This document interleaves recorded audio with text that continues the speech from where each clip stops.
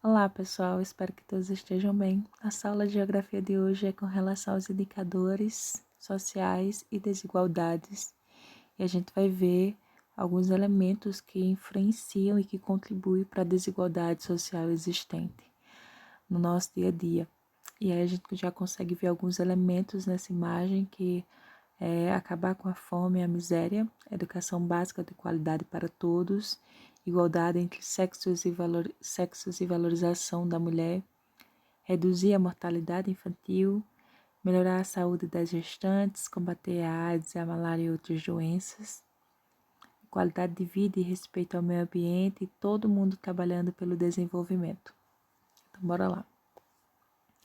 A riqueza produzida no mundo não é distribuída de forma igualitária entre as regiões, ao contrário, ela é distribuída de forma desigualitária.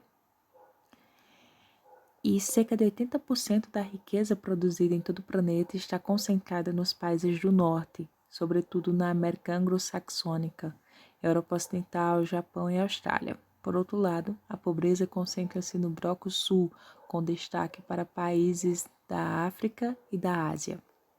E a gente consegue ver nesse mapa que os países na cor azul são os países do norte considerados desenvolvidos, enquanto os de vermelho são considerados países pobres ou em desenvolvimento.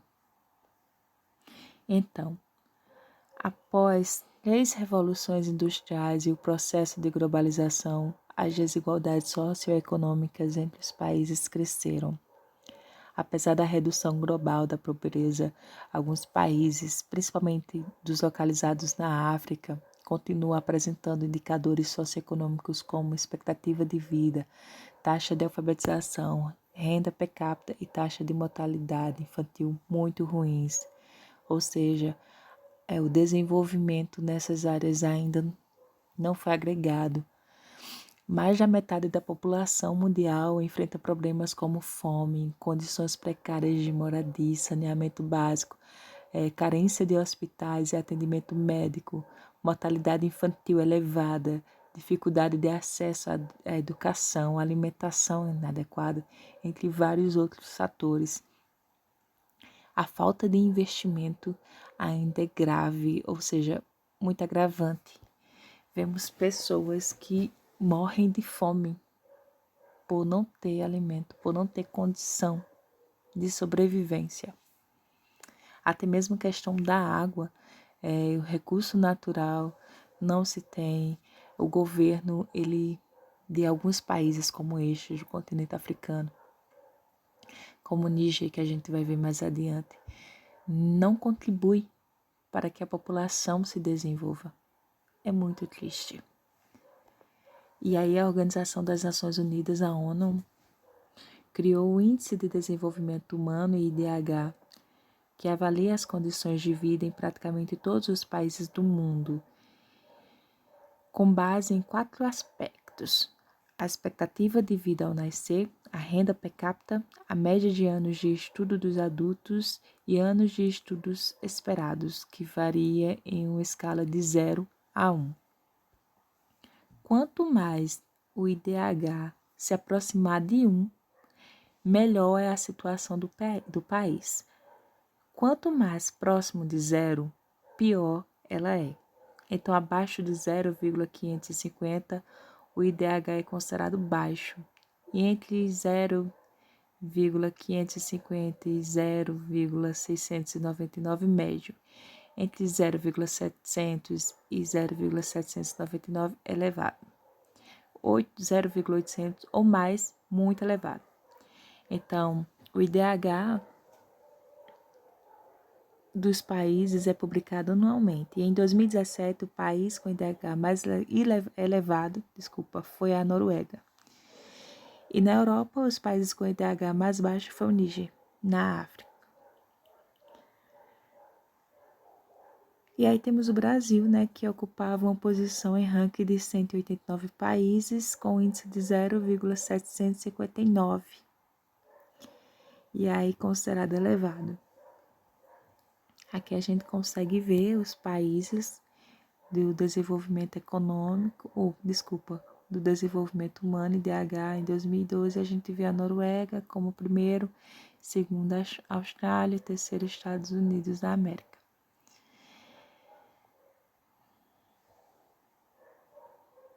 Então, a dispersão dos grupos humanos pelo mundo. Pelas análises de vestígios arqueológicos como pinturas feitas em cavernas, pedaços de ossos, cerâmicas, dentes, conchas e crânios, muitos pesquisadores concordam que os primeiros seres humanos hominídeos surgiram na África há cerca de 2 milhões de anos. Os hominídeos dividiram-se em 2 ramos principais: Australopithecus, que se extinguiu há cerca de 1 milhão de anos, e Homo, que deu origem aos seres humanos atuais. E aí teve toda a evolução, que se tem do Homo sapiens até os dias atuais. Assim, atualmente todos os seres humanos que habitam o planeta Terra, independentemente de tipo de cabelo, cor da pele ou dos olhos, pertencem ao grupo do Homo sapiens.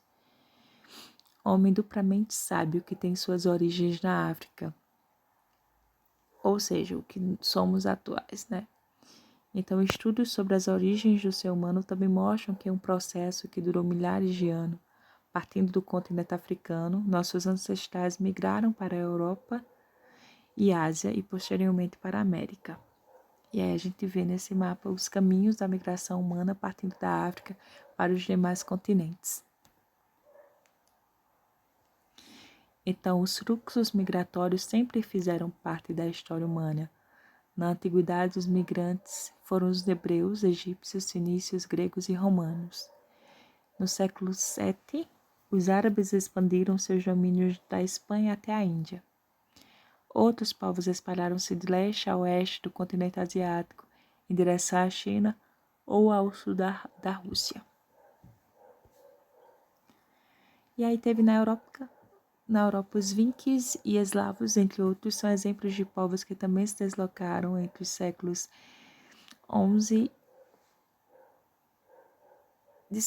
entre o século XVI e o século XVIII. Os colonizadores europeus atraíram migrantes voluntários para suas colônias na América, enquanto os traficantes de escravos coordenavam o comércio de africanos em uma migração forçada.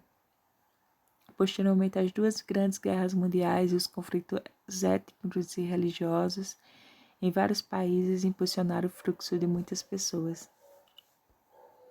E a gente consegue ver várias pessoas saindo do seu lugar de origem no continente asiático em busca de refúgio, vários refugiados, e isso se chama uma migração forçada. A intensificação dos fluxos migratórios no fim do século XX e início do século XXI pode ser explicada, entre outros fatores, pela distribuição espacial de riquezas, crises econômicas, mudanças climáticas e conflitos em curso em vários países. A circulação de informações sobre os modos de vida em diversas regiões do globo também estimula algumas populações a migrar. E aí, contudo, os principais fatores que intensificam as migrações na atualidade são conflitos, guerras e perseguições religiosas e políticas provocadas por governos ditatoriais concentrados principalmente na África, como Líbia, Nigéria e Sudão, Oriente Médio, Síria, Iraque e Iêmen, e Ásia, Paquistão, Afeganistão e Birmânia. Parte da população desses países forçada a migrar por questões de sobrevivência, culpa a parcela dos migrantes que recebe o nome de deslocados internos ou de refugiados, que saem do seu lugar de origem forçadamente, porque não têm condições de sobrevivência devido às guerras, aos conflitos religiosos, étnicos, sociais e econômicos que existem. Enquanto os primeiros abandonam o lar e buscam refúgio em seu próprio país, os segundos estão fora de seu país de origem ou moradia em busca de proteção, que é o que a gente vê nessas imagens. E aí a gente percebe também que várias famílias são dizimadas, várias pessoas são mortas por questões que talvez para nós consideramos simples, como questões religiosas, questões sociais, mas que para eles não são, vai muito além.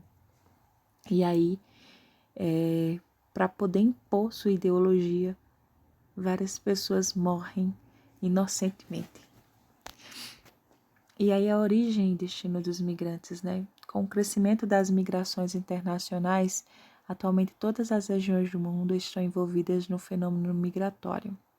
Segundo a ONU, a Organização das Nações Unidas, entre 1990 e 2015, o número de migrantes internacionais aumentou mais de 60%. A maior parte dos fluxos migratórios da atualidade ocorre principalmente no mesmo espaço regional. Os deslocamentos entre continentes representam uma parte menor desses fluxos, e as pessoas elas saem em busca de melhores condições de vida. Então, nos últimos 25 anos, as migrações ocorreram sobretudo entre países em desenvolvimento, no sentido sul a sul. Aproximadamente 43% dos migrantes originários de países do sul migraram para outros países do sul, enquanto 42% migraram para países do norte. Ao mesmo tempo, 83% dos migrantes originários de países do norte deslocaram-se para outros países também do norte. E tais dados permitem desconstruir a ideia de que a maioria dos migrantes de países do sul migra exclusivamente para países do norte, representando um fardo para os países desenvolvidos. E a gente consegue ver as migrações do mundo. As pessoas elas estão deixando mais de ir para outros continentes em busca de melhores condições de vida em outros países. E aí estão migrando de um país, por exemplo, vizinho, da Argentina para o Brasil, ou Bolívia para o Brasil, e assim sucessivamente. A mobilidade humana é um direito que tem sido restringido a boa parcela da população mundial. Muitos estados, em razão da dificuldade que enfrentam para controlar os fluxos migratórios, reforçam a vigilância das fronteiras e criam leis que procuram limitar a entrada de pessoas ou de migrantes. A construção de muros, cercas e barreiras são um exemplo que a gente percebe que foram até utilizados recentemente pelos Estados Unidos para conter as migrações no governo do presidente Trump. Esses tipos de construção vêm se multiplicando. A partir do ano 2000, 28 muros começaram a ser construídos em diversas partes do mundo, como na fronteira entre México e Estados Unidos, Índia e Bangladesh, China e Coreia do Norte, entre outros. E a gente vê, né, a construção de muros, e aí também a gente consegue perceber a segregação social que existe entre esses países. A divisão que existe, o muro já é uma divisão, uma separação. Bem, peço que vocês anotem as dúvidas que vocês tiverem no caderno e a gente se vê na nossa aula online.